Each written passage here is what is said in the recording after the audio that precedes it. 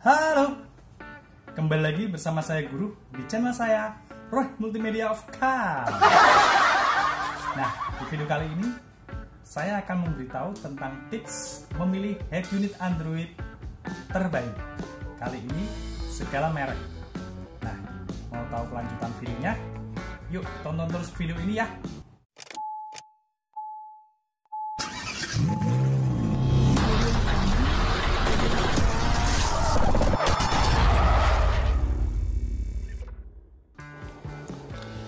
Oke, kali ini saya akan berbagi tips ya teman-teman, cara untuk memilih head unit Android terbaik. Sekali lagi, ini segala macam merek ya teman-teman, tidak terpatok dengan merek tertentu saja. Oke,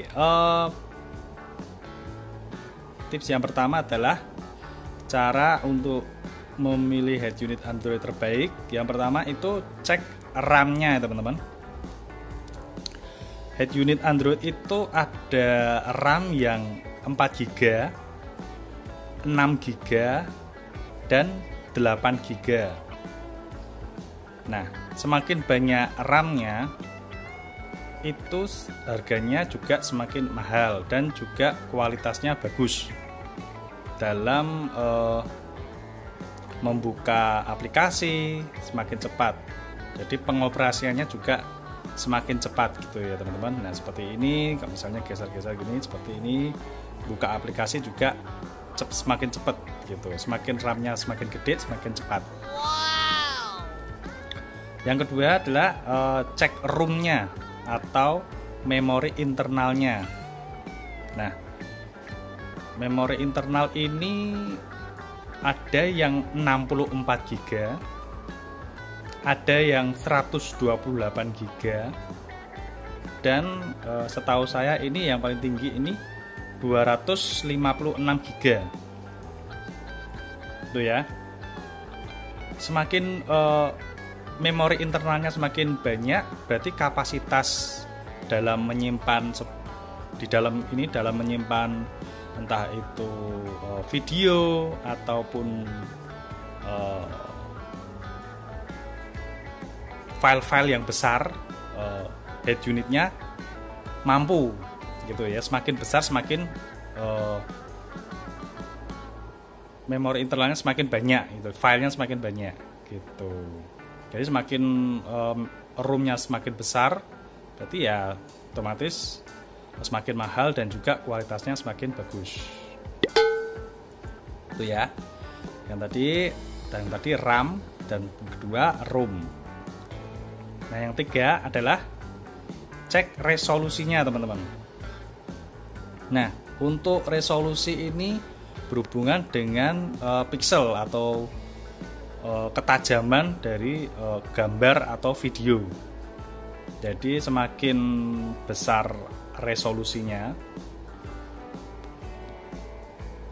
semakin bagus akan tampilan gambarnya atau videonya gitu ya.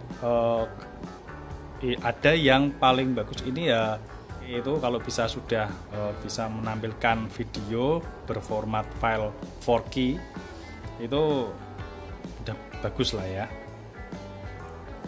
Oke. Terus cek layar LCD-nya. Teman-teman bisa cek layar LCD-nya. Nah, LCD itu ada beberapa tipe. Ada yang tipe IPS, ada yang OLED, sama ada yang QLED. Nah, kalau yang IPS itu mungkin yang murah ya teman-teman. Nah, kalau yang OLED atau QLED ini,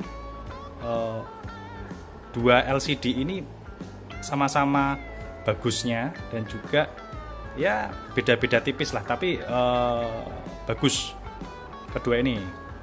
Teman-teman bisa pilih yang OLED atau yang QLED.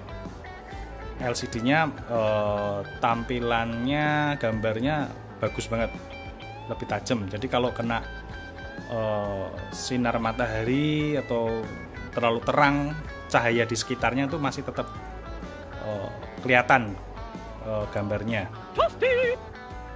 Bagi penonton yang baru pertama kali menemukan channel saya, nama saya Guru, dan saya ucapkan selamat datang di channel saya, Roy Multimedia of Cars, channel yang membahas seputar TV mobil dan lain-lain.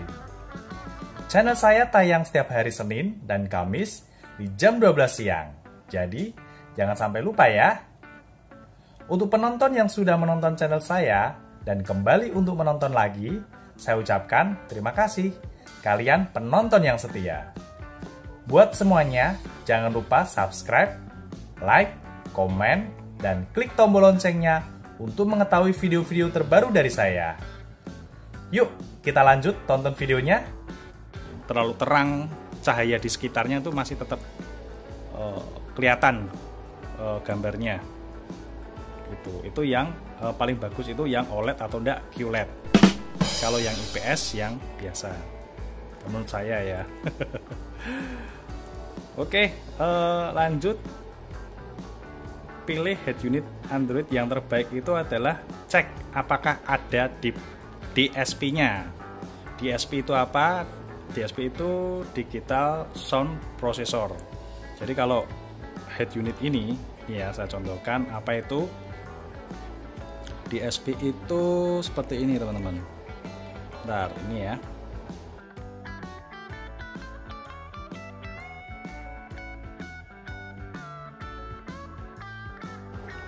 Nah, seperti ini.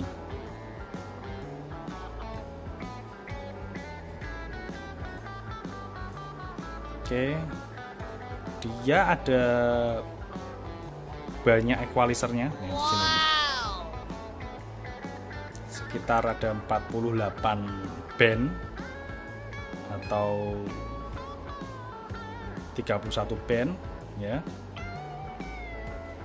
Dan juga bisa ya, equalizernya ada banyak, ini DSP-nya nih. Dan juga ada jarak delay-nya seperti ini. Ini dia bisa diatur delaynya. Ini jaraknya antar, jadi suaranya bisa ke tengah gitu ya teman-teman. Cari yang head unitnya yang ada DSP-nya apa enggak. Kalau ada DSP-nya, head unitnya itu bagus gitu. Oke, terus selanjutnya cek apakah head unitnya itu ada prosesornya.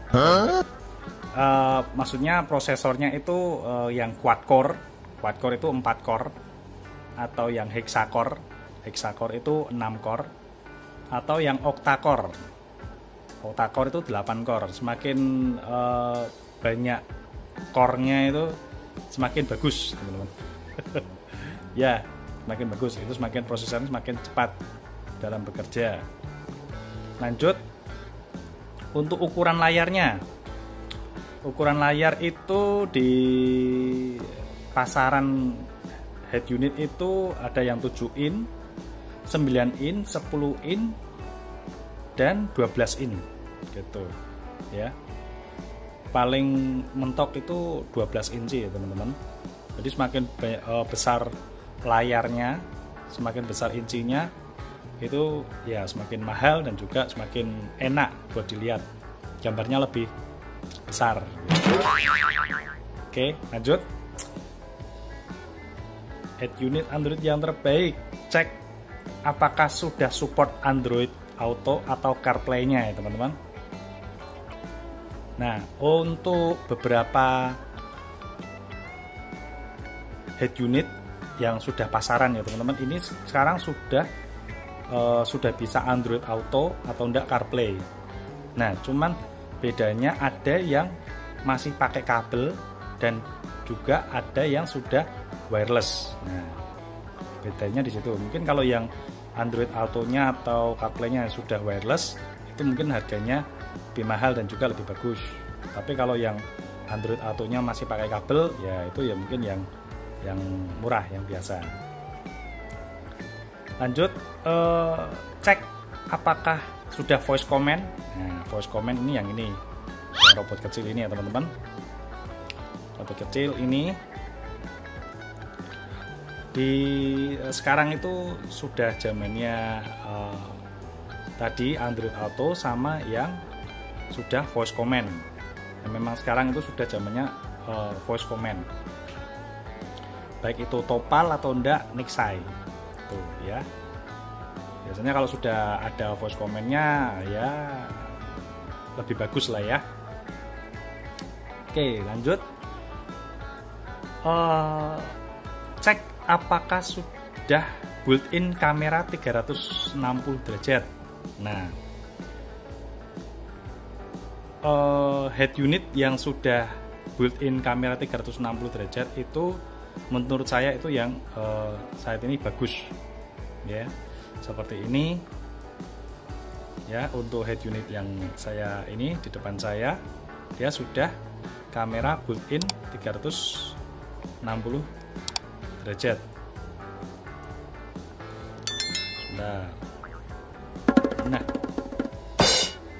Nah seperti ini. Ini belum saya pasang kameranya, tapi ini dia sudah built-in kamera 360 derajat, tinggal colok aja soket kameranya gitu. Nah kalau kalau head unitnya sudah built-in kamera 360 derajat, dipastikan head unitnya itu sudah yang bagus ya, menurut saya ya, di head unit yang terbaik. Nah, dan yang paling penting dari semuanya itu adalah garansinya teman-teman. Garansi after market. Jadi kalau misalnya teman-teman sudah beli, yang penting garansinya, kalau misalnya ada apa-apa, ada kerusakan, teman-teman bisa ngeklaim garansinya dengan mudah. Itu yang paling penting.